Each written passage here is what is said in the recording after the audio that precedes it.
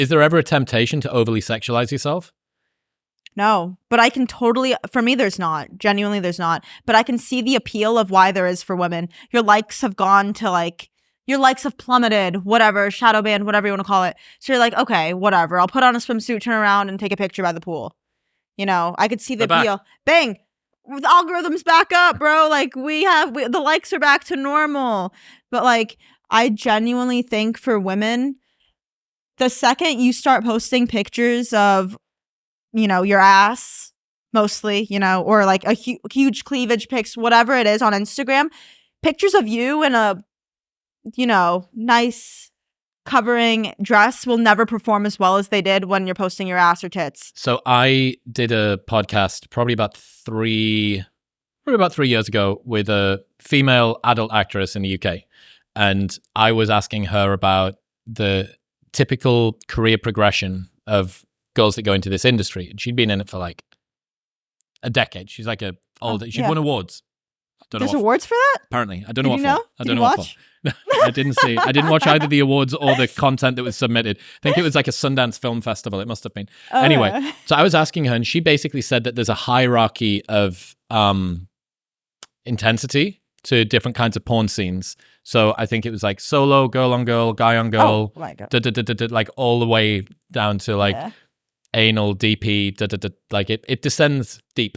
Pun not intended. And I kind of feel like there's an equivalent stack intensity thing to the kind of content. And I don't think that guys can do the same thing. It's like it's a topless photo for a guy. Sometimes you look better, like actually you look better with a shirt on, right? And you could be in good condition, but you could look cooler with a shirt on. Yeah. It does feel to me a little bit like, you know, as much as we've got this, women are at 35% of CEOs, new CEOs in companies, January of 2023 were women. So the highest percentage ever. Women are out earning men between the ages of 21 and 29. Women are out educating men, 2 women for every 1 man completing a 4-year US college degree by 2030. Even though we have all of that, there's like still a big undercurrent of sexualization for women. And this isn't, I'm not saying like this is the patriarchy fucking plowing it on them. Very often women choose to sexualize themselves or each other. Yes. Yeah, because it's them largely competing with other women. Now, it may be for the eyes of men, but if you are hoping for men to not click on a photo that's got boobs or a bum in it, I think you're fighting against like the thermodynamics of like sexes. No, 100%. And 1,000 times I've heard girls that, and I have no hate on girls that want to do an OnlyFans or have an OnlyFans. It's not like, oh, you have an OnlyFans, I'm not your friend. It's not, that's not what I'm saying. I'm saying it's not for me and there's ways I feel about it, but that doesn't mean that I'm going to dislike you or I'm going to hate you or judge you for having one. Women say that having an OF or whatever is empowering.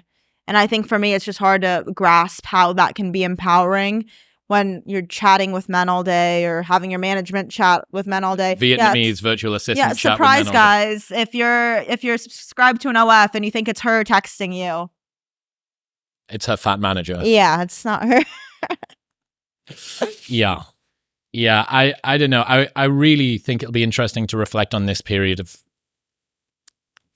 monetization for especially women in 10 years, 20 years time, and realize that it was either a brief flash in the pan or the beginning of a tsunami of people sexualizing themselves for the price of a cheeseburger per month.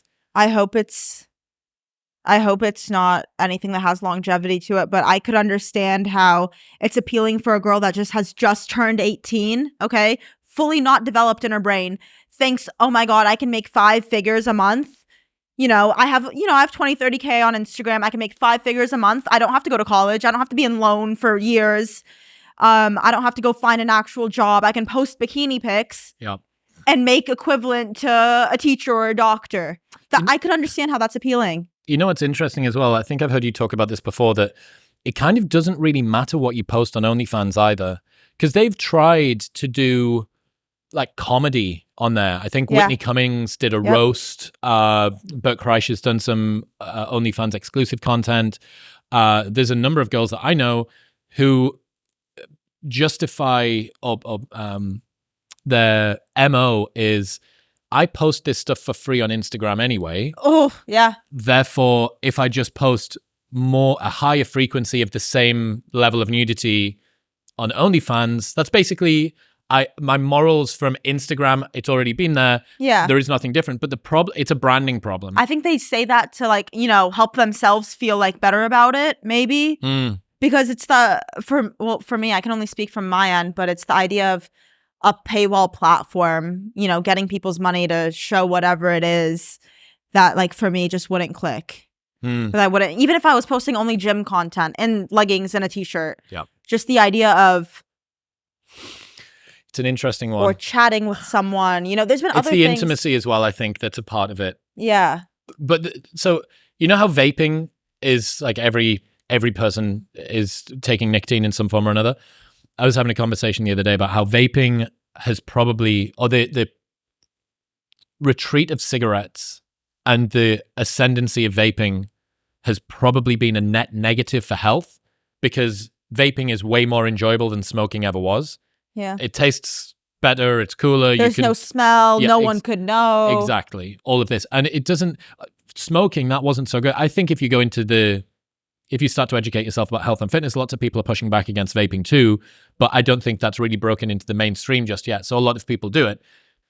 I wonder whether, kind of like how vaping is the thin end of the wedge for nicotine, OnlyFans has become a thin end of the wedge for porn and for self-objectification. Yeah.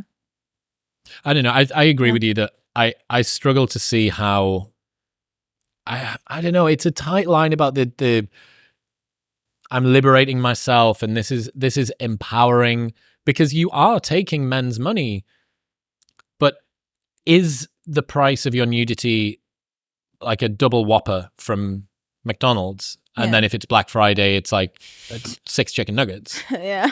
I don't know. And it's something that I have concerns about, and I haven't really worked out my opinion on yet about like what this means long term. Yeah. I think that's really going to be. I think long term, I just think if you start, again, I'm not, it sounds like I'm just shitting on any woman with an OnlyFans, which I'm not. Yep. I'm just saying it from the perspective of a girl who's out there thinking about it. I would recommend to not start one. That's the only way I'm coming at this. I'm not shitting on anyone that has one. I wonder. Another thing I wonder what it does is, I'd seen throughout my 20s girls that were strippers. And they really struggled to see their relationship with men as anything other than transactional, because 150 times a night they needed to extract resources from this guy who was down from Edinburgh or had flown in from Dublin or something for a stag weekend with the boys. Maybe he was married, maybe he was in a relationship, maybe he was whatever.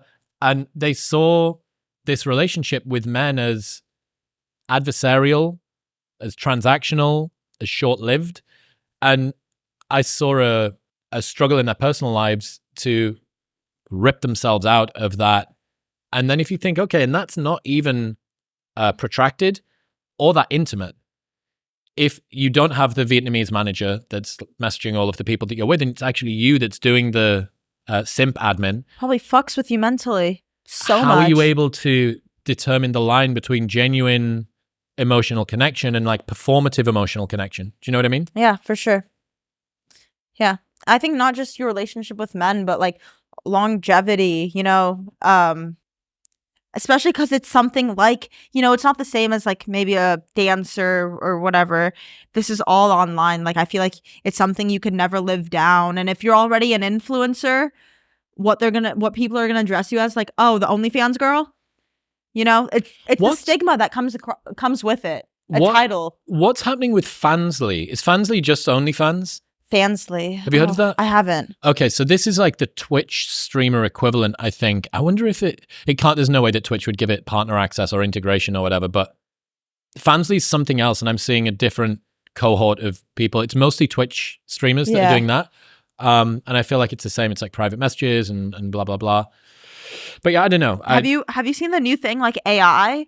The AI bots, like you pay per minute to talk to someone, and they use your voice from your videos or your online personality to chat with someone. Yeah. So that's the same thing. Like, yeah, I wonder whether if I was the guy that made OnlyFans is British, right? He's from Essex. If I was him, when ChatGPT came out and the AI image creator thing, I would have spent as much money as I could. I would have dumped a shit ton of cash into no longer being an agency and instead becoming a tech product. Because if you could vertically integrate yourself back up and not only be the service that people go through, but be the creators themselves by making the girls and by creating the chatbots and by owning the algorithms and by owning the servers, you cut out, I don't know what the percentage is. Did it take 10% or 5%? Whatever. They take OnlyFans? Yeah. They take a lot more than that, I think. What do they take? Is it 15 to 20? Yeah, Joe, come on. How don't you know? You're Joe. You're always on OnlyFans. That's all that you spend your time. You're always talking about. Take your money out of OnlyFans and put it into like one of the S&P.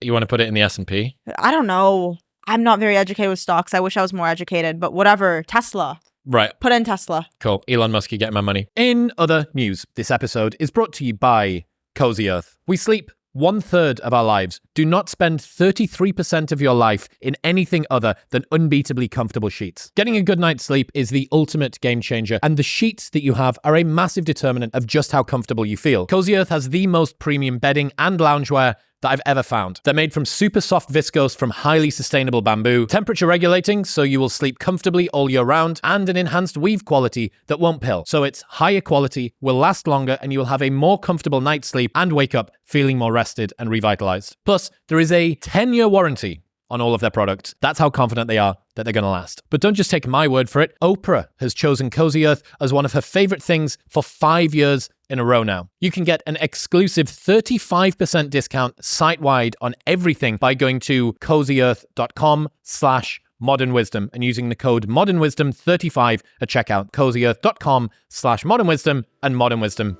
at checkout. Thank you very much for tuning in. If you enjoyed that clip with Sarah, then press here for the full-length episode. Go on. Press it.